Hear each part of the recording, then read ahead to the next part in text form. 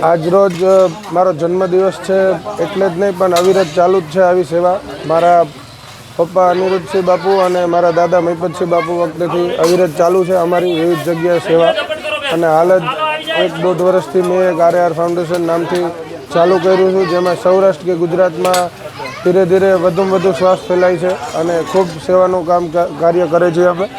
એટલે આજે મારા જન્મદિવસ નિમિત્તે ગોંડલ શહેર અને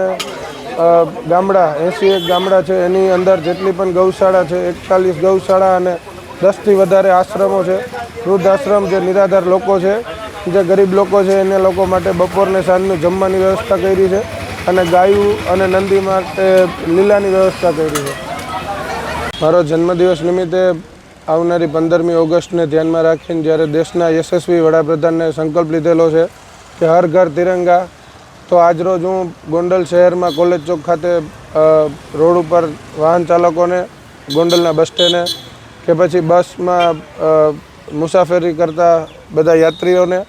અને સાથે સાથે મારા ગામમાં ગોંડલ શહેરમાં તમામ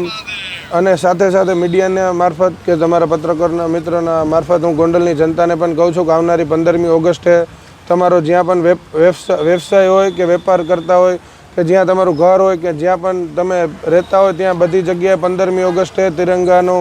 ઘરે તિરંગો રાખીને આપણો દેશપ્રેમ દેખાડી અને મોદી સાહેબનો જે સંકલ્પ છે એ સાક્ષાત પૂરો કરી.